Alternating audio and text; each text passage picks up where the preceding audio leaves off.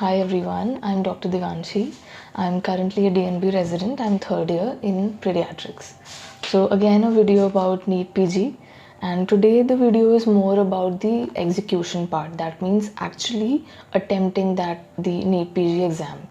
So in the previous video I talked more about the preparation and the studies part, and today it's more of the examination day, like on that day how you got to behave, or how your attitude, your mindset, and your whole, how you should be prepared for that, the big day, okay, the NEET PG exam. So today I prepared this video.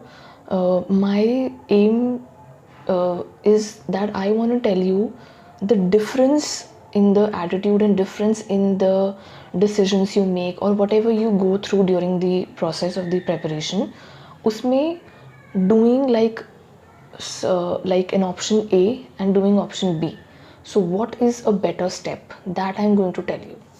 So the first thing is setting a clear goal or target and knowing the rule of probability. That is much better than having unrealistic hopes or lack of anticipation, which will lead to anxiety and pressure, mental pressure, and that will lead to an unawareness during the exam. So simple language mein what I mean through this is that you should know that how much of the questions you should care about. मतलब आपकी जो preparation है, आपको ये पता होना चाहिए कि आप कितने मार्क्स और कितनी रैंक आप ला सकते हो. This is not it's not a हवा में मैं नहीं बोल रही हूँ. एक्चुअली में when I attempted the exam I was like that, yes, during attempting the exam also and also before the exam, I had a clear goal that I have to get a rank under 10,000. That was my clear goal, and I knew that out of the 300 questions, that is how I did it. I know that I knew in my mind that there are 3 levels of questions: level 1, level 2, and level 3. Level 1 questions are like the direct questions, which are the easy ones.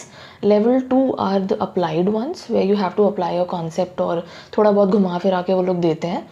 And level 3 are the very high order thinking or the unpredictable ones, which questions can only be attempted by those aspirants who are very keen readers, and those are studious, and they have been sincere like for the whole year. So those kind of students. So I knew that I don't have to care about the level 3 questions. I only have to care about the level 1 and level 2.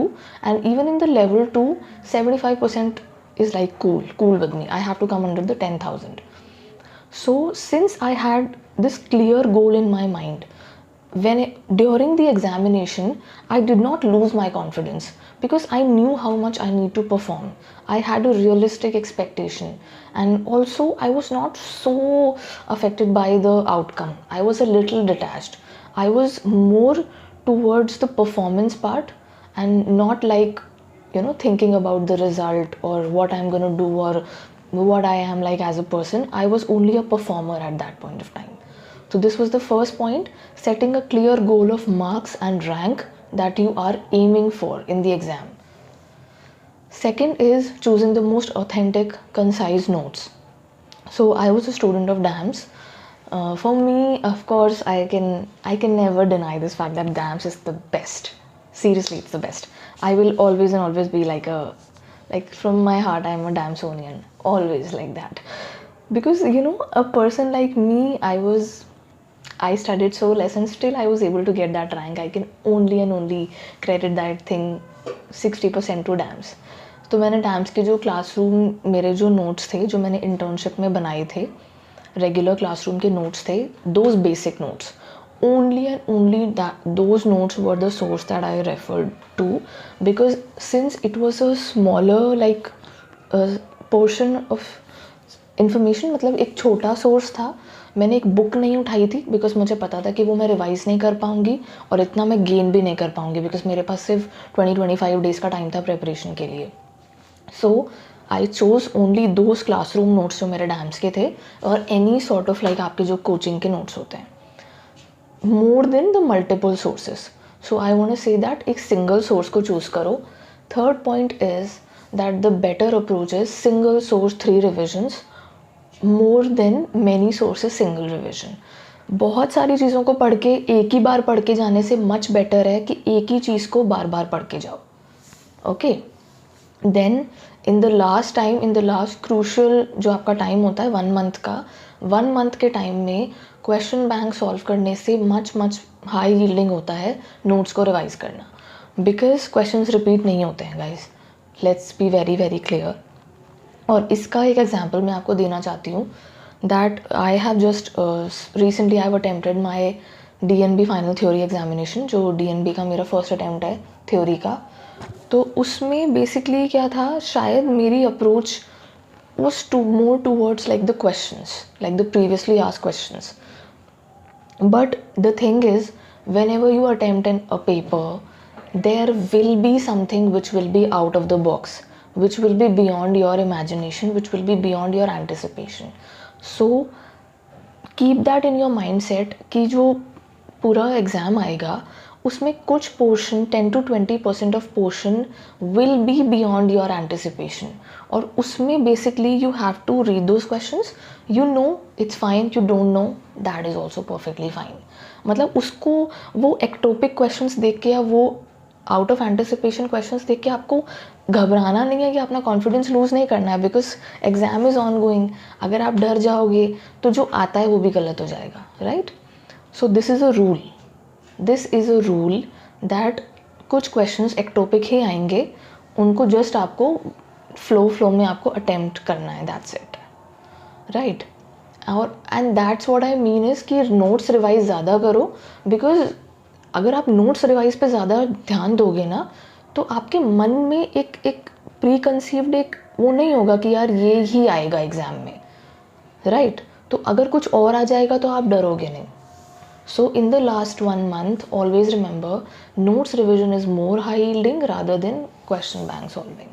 Rather than जो retrospective approach अपन करते हैं ना कि questions के बाद उन questions के topics को पढ़ना, जैसे जो question आया हुआ है that, because questions repeat नहीं होते हैं. If you know the knowledge, then you will आप आंसर तक पहुँच जाओगे. Then the second point is always and always concentrate more on the major subjects which are more asked, जिनके अंदर से ज़्यादा मार्क्स का पेपर आता है उन पे फोकस करें, लाइक PSM, माइक्रो, फार्मा.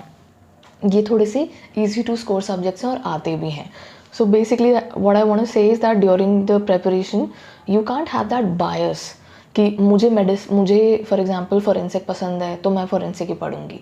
नहीं, you have to study those subjects which are asked more, which will give you more yield, right.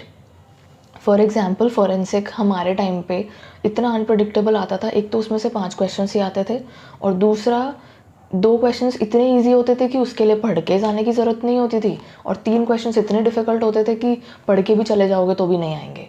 So that approach I am saying that you should know कि जो थोड़े से मतलब ऐसे unpredictable minor subjects होते हैं उन पर अपना टाइम वेस्ट नहीं करना है. We have to target major subjects के जो थोड़े डूएबल टॉपिक्स हैं, हमें उनको टारगेट करना है, right. And the last point again, realistic expectation रखो, कंपोजर एक होना चाहिए. We are attempting the exam as performers, okay. Don't have any bias in your mind कि ये ज़्यादा आएगा ये कम आएगा. जो फ्रीक्वेंटली आस्क्ड क्वेश्चंस हैं, टॉपिक्स हैं, वो जो नोट्स फॉर्म में पूरा टॉपिक आपको पढ़ाया हुआ है उन्होंने, वो टॉपिक्स आपको फ्रीक्वेंटली आस्क्ड टॉपिक्स आने चाहिए, not the questions, right. Level 1 level 2 questions को टारगेट करो and just know this thing that during the paper be calm and composed. Because गलतियाँ, मिस्टेक्स क्या क्या होती हैं, जैसे फॉर एग्जाम्पल उन्होंने कोई क्वेश्चन पूछा juvenile myoclonic epilepsy, so they asked that which is not an appropriate drug, और आप अप्रोप्रिएट ड्रग को चूज़ कर रहे हो, आपने नॉट तो पढ़ा ही नहीं है, right. Because either you are in a hurry और ईदर यू नो आप इतना कंपोज नहीं हो. Be a performer, be confident, that's it. और जो क्वेश्चंस आपको जितना टारगेट आप नहीं रख के आए हो ना, उनके बारे में केयर मत करो. जैसे अगर अंडर 10,000 आना है, 300 क्वेश्चंस हैं, तो just keep a target of like 270-280 questions attempt करने हैं, नेगेटिव कम करने हैं, राइट.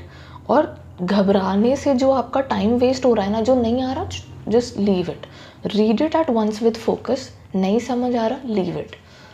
डोंट जो चीज़ आपको आती है ना, जितना टाइम उस क्वेश्चन को देना चाहिए उस टाइम को बचाओ, okay.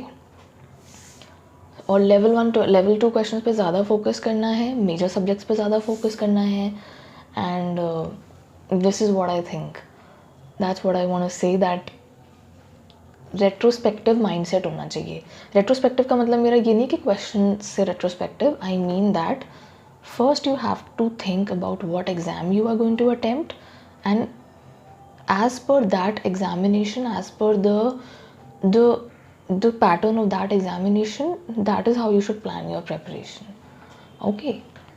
So I hope you find this video useful, and thank you so much to everyone who subscribed to my channel, and for more such videos, subscribe, like and share my videos. Thank you so much.